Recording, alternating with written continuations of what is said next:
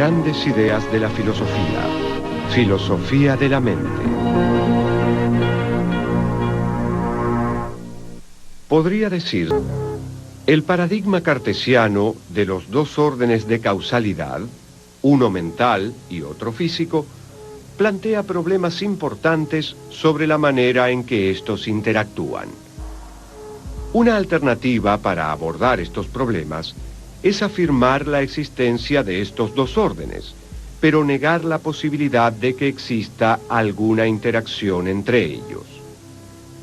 Lo mental y lo físico serían dos reinos. Su coincidencia no puede explicarse más que por algún tipo de armonía preestablecida. Este paralelismo fue la respuesta a la que llegó el filósofo alemán Gottfried Wilhelm Leibniz en el siglo XVII.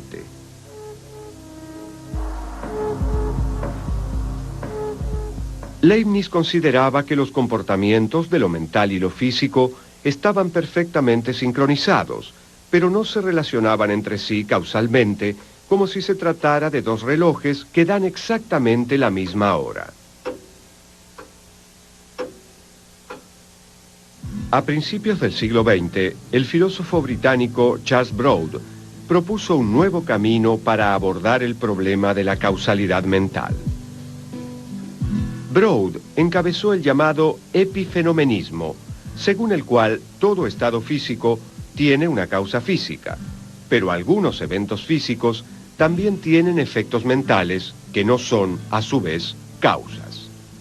Lo mental puede ser efecto de una causa física, pero no viceversa. Los estados mentales, si bien son reales, son epifenoménicos, un resultado secundario como el zumbido de un motor en funcionamiento. Entonces, si uno pusiera la mano sobre una hornalla caliente, el calor estimularía los nervios de la mano que transmitirían esa información al cerebro. Esta estimulación del cerebro es la causa tanto de la sensación de dolor como de la retracción de la mano del fuego. La sensación de dolor, por su parte, no causa nada, ya que si lo hiciera, violaría el principio de clausura del mundo físico. Otro intento por resolver las dificultades presentadas por el dualismo tradicional es el emergentismo, según el cual existen propiedades de sistemas complejos que no pueden explicarse a través de los componentes de la materia que conforma dichos sistemas. Estas propiedades emergen de los elementos constitutivos, pero no se reducen a ellos. Las propiedades emergentes no son previsibles, parecen no guardar relación alguna con la materia que les dio origen, pero no obstante, no podrían existir sin la materia. John Stuart Mill se remitió a la química para dar ejemplos dentro del emergentismo. En las reacciones químicas, los elementos se combinan para crear compuestos que se comportan de manera totalmente diferente a sus componentes originales. Este principio puede extenderse a la mente, la cual puede concebirse como un elemento que emerge del cerebro, pero no se reduce a este. Hoy en día la mayoría de las escuelas son emergentistas. El típico argumento emergentista es afirmar que en realidad no hay dos tipos de objetos diferentes, la mente y el cerebro. Está el cerebro, pero el cerebro tiene algunos estados fundamentales que emergen de estados neurocientíficos, pero que no son en sí estados neurocientíficos, a saber, estados de conciencia y otros tipos de estados mentales. Entonces la mente no es un tipo de objeto especial, sino que los estados mentales son un tipo de estado fundamental, no reducibles de ninguna manera a otro tipo de estados, y emergen de otros tipos de estados del cerebro, los estados neurocientíficos. Mientras el dualismo afirma que los fenómenos mentales son en cierto punto no físicos, el monismo sostiene que uno de los dos reinos, el mental o el físico, es real, mientras que el otro es ilusorio. George Berkeley, filósofo irlandés del siglo XVIII, era defensor de la extrema visión de que lo único que existe son nuestros estados mentales, afirmando que todas las demás cosas no existen en sí mismas, sino como parte de la existencia de las personas. Sostuvo la audaz idea de esse est percipi, ser es ser percibido.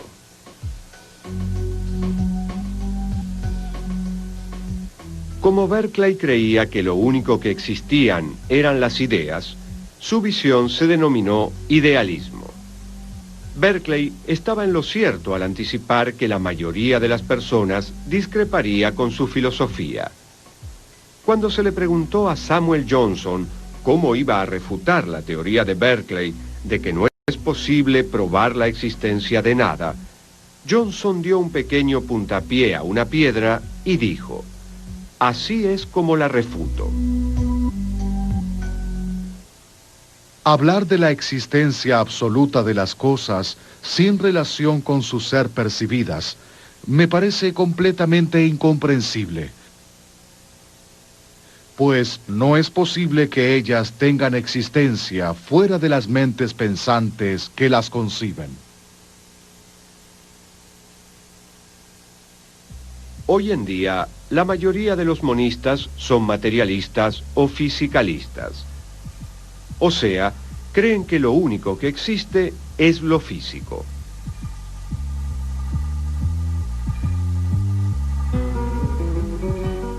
En general, por físico, se entiende todo lo que puede ser conocido a través de las ciencias naturales. Lo mental, de alguna manera, tiene que poder incluirse en este mundo físico. En el extremo opuesto están los materialistas que piensan que la mente es sencillamente el cerebro, que la mente no es otra cosa que el cerebro. Entonces, si digo que estoy pensando en algo, lo único a lo que me estoy refiriendo es lo que están haciendo mis neuronas. Están enviando ciertas señales, es decir, que hay actividad eléctrica allí dentro. Entonces, los sentimientos, las ideas, la voluntad, no son otra cosa que la actividad de mis neuronas. Así es como lo investigan los neurofisiólogos. Cuando observamos el cerebro de alguien y registramos la actividad de las neuronas, estamos observando la mente de esa persona. Eso es lo que vemos. Una rama del materialismo es el conductismo. Hay distintos tipos de pensamiento conductista, pero en general este movimiento intenta aislar los contenidos de la mente en una caja negra, argumentando que como los fenómenos mentales no pueden observarse, no es necesario explicarlos. Lo que interesa de lo mental es la conducta manifiesta.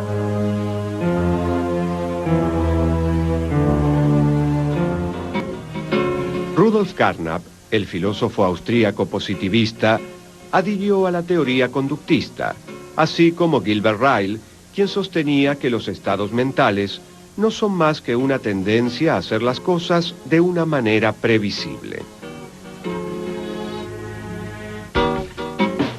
El filósofo norteamericano Willard Van Orman Quine propuso una teoría del significado basada en la idea de que a la hora de aprender el lenguaje, todo el conocimiento del que disponemos es la conducta lingüística manifiesta de los demás.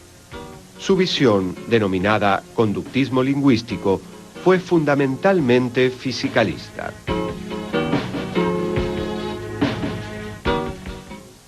Habiendo interpretado a las disposiciones de la conducta como estados fisiológicos, concluyo con la así denominada teoría de la identidad psicofísica. Los estados mentales son estados del cuerpo. La teoría de la identidad psicofísica es otro tipo de fisicalismo que sostiene que los estados y procesos de la mente son idénticos a los estados y procesos del cerebro.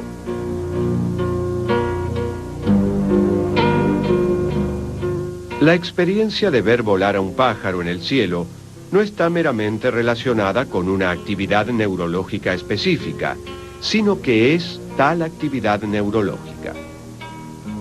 Entonces, En tanto su cerebro tenga una estructura similar a la mía, puedo afirmar que usted tiene actividad mental. Una posición fisicalista sostiene firmemente que la mente de los seres humanos no presenta ningún problema, ya que existe lo que se conoce como el argumento de la causa común. Tenemos buenas razones para creer que las bases fisiológicas de su actividad mental, la mía y la de los demás seres humanos, es la misma.